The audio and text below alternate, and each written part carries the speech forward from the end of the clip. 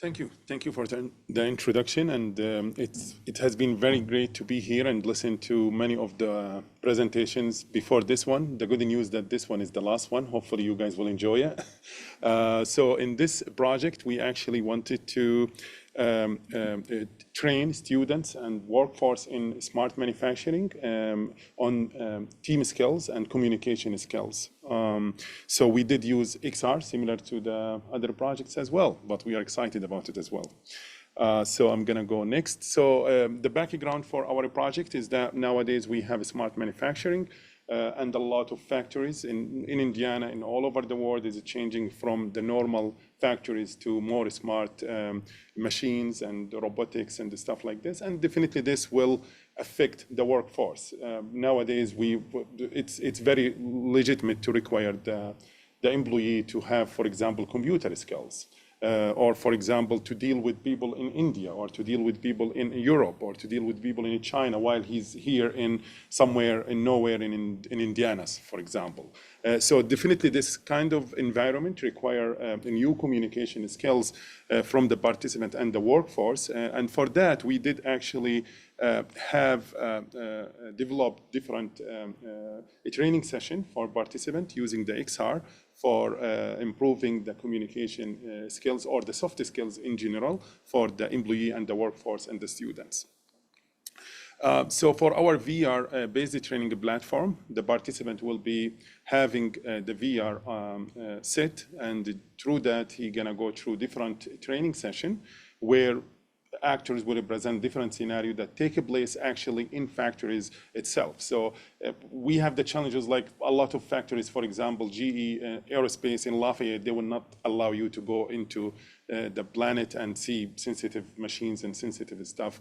So for those VR, we were able to simulate and give the participant or the student the environment that they need in the factories, and also in front of them we simulate or we act different scenarios in front of them that address different communication challenge with different cultures. So the VR simulation development, we develop 4 different sessions, each of them I think like 20 to 5, I think 5 to 7 minutes. 5 to 7 minutes, George? Yeah.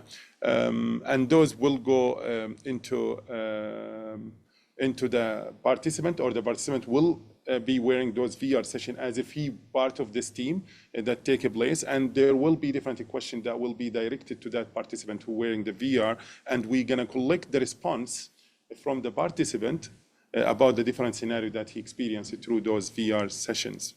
And after that, at the end of each session, the participant will go through a debriefing session where it's going to kind of teach different communication theory to the participant based on his response. So for example, we have this one, I think if George can, this is a sample of the video from the VR. If we can run this one, George. And I think it's going to take it to a full screen, so if you can make it large as well. Yep. Hey, you met the new season 5 now? No, I haven't met him yet. I was going to meet Sam. I saw him in the season wall. Hi, Walt. Did you take care of Lee's jam on 7? All fixed, up and running. What was the problem? The usual operator error. Oh, what's that supposed to mean?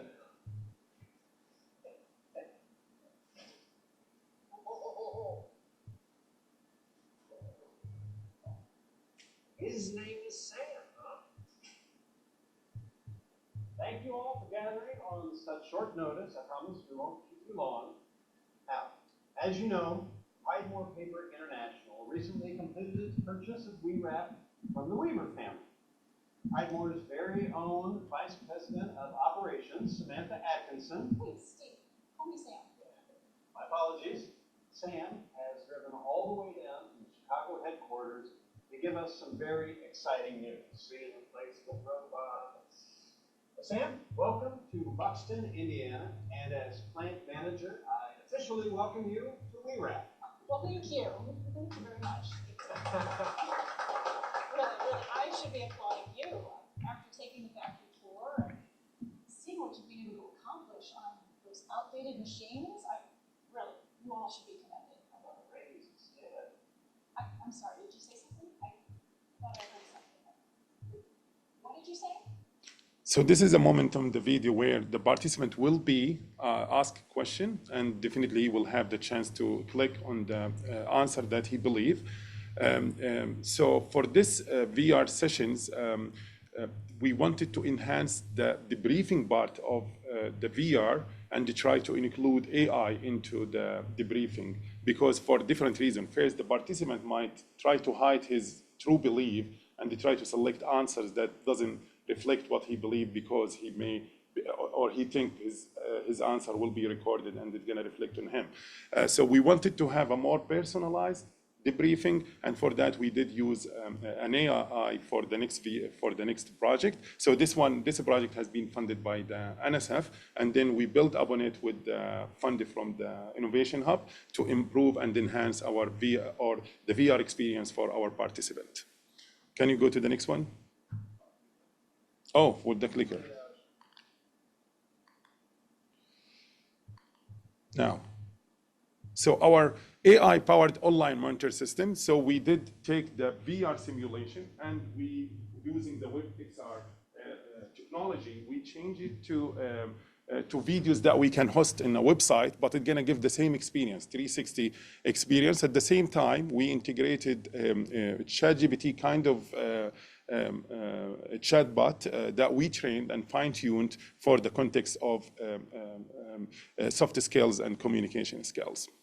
So for this one, here is the website that we have built. I think we can click on it, George. And for this one, the participant will have two options: either to use the VR, because some participants would like to use the VR. It's gonna make them more focused into the content, and it's gonna make them feel that they are targeted with those videos and they will keep focus, or the participant may choose to use the website, and definitely that will enable us to have this platform accessible from anywhere we want. And we don't need the headset, and if there is no headset available. So this is the agreement that the participant will click on, and then here is videos using the Web XR technology. So if you can click, George, hopefully it's gonna work.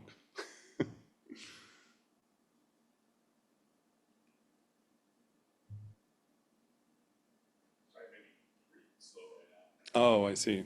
It's gonna go. Should I skip? Okay, so this one is very similar to the video that we have seen through the VR, but this time it's on the website, in a web platform. Once the participant use or watch those scenarios on the website, they're gonna go into the debriefing using the chatbot.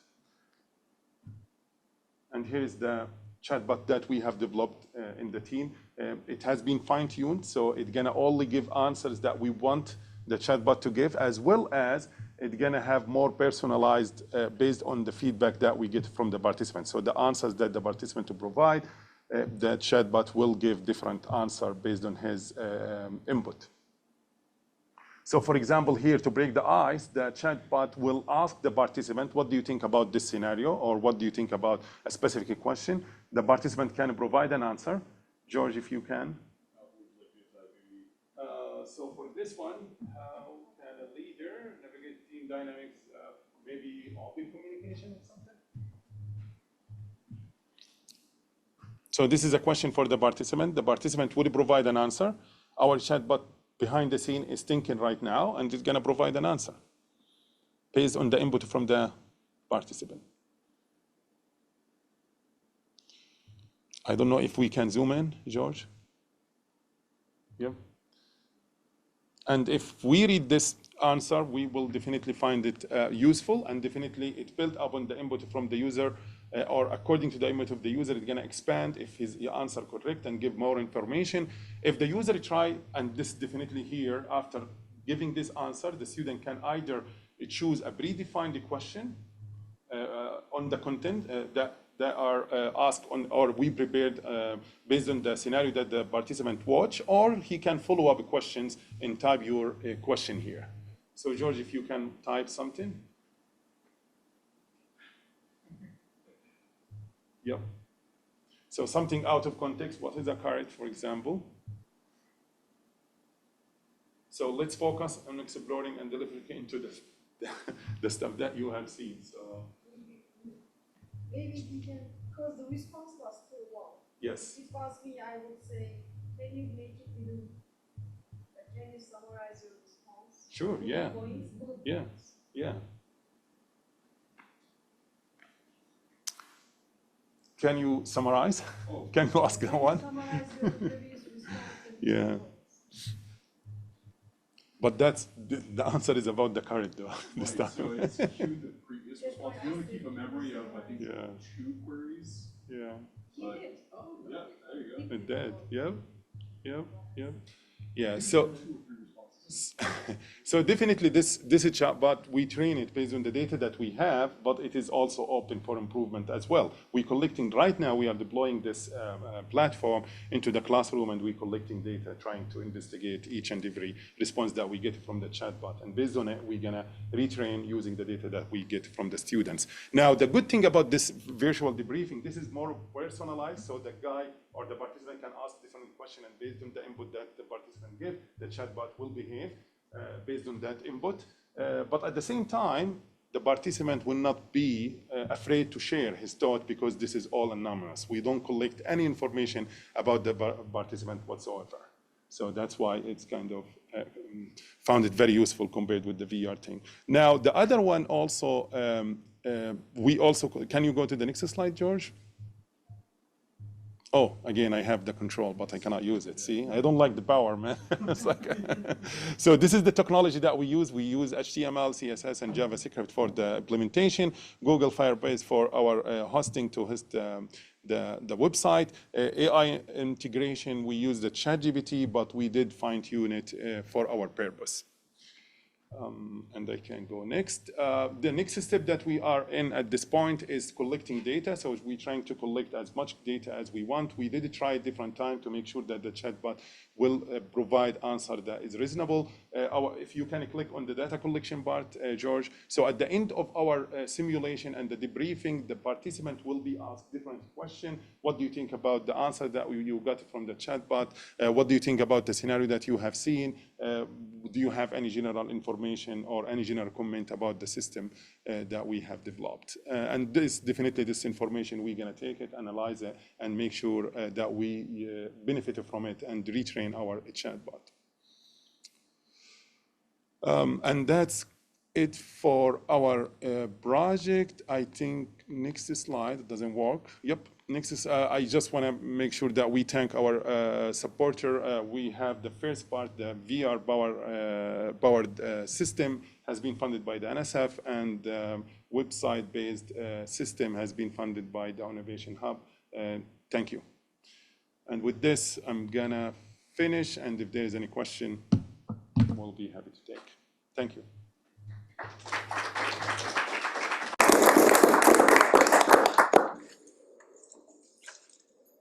Yes. So for the virtual briefing, does that happen only on the website, or does that also happen on the search bar? That's a good question. So for the debriefing on the VR, it's happening on the VR itself. The limitation there, though, we have 3 or 4 fixed debriefings. So if for example, the participant take answer A, B, C, we know, or it's a fixed debriefing that he's gonna see. If he take, for example, another scenario or another route, he's gonna go to another debriefing. And I think we have only 4 branches of debriefing. Where this one, with the website, with the chatbot, it's gonna be definitely based on the input from the user. So you can imagine that the debriefing will be different per participant. To continue on this, the technology stack that we're using for the web-based version is a conversion of the standardized Unity application to a WebXR platform. So that is completely on the browser. If you have a headset, you can use the browser and still be completely in VR. The problem is, because it runs on the headset within the browser on the headset, you have to type in VR, which is very difficult with the controllers. Using a keyboard that's like Bluetooth attached makes it a little bit easier, but still it's kind of hard if you need to touch, if you can't touch type. So potentially in the future, there may be like voice to text integration. That might be something that's interesting for us to explore. So, future work. sorry? Virtual keyboard. Or virtual keyboard, yeah. Yeah, I want to also extend my thanks for in this, go back. Go back. I'm trying. You know, go back. To the No. acknowledgement slide. So this work has been with the collaboration with the Envision Center. So thank you, George, and your team, as well as the CILMAR Center at Purdue in the Provost Office. Any other questions? So currently the AI is only used in the briefing part. As you just mentioned, there are some the responses that we have A, B, and C. So based on my experience, some participants may feel that I don't want to choose either of that. So in the future, will the AI be used in if participants choose others and they have orally response? Will AI recognize their response route and direct them into different branches?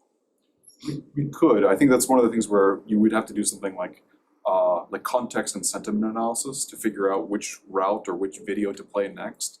Absolutely possible. I think one of the things that we've found so far, and you can probably tell on the actual like just straight text-based entries, there's quite a delay. And if we're also doing like voice recognition as well, it may get even longer. So there's a kind of a balance between usability as well as how much power the platform has. Does that answer your question? Yeah. Thank you. Thank you very much.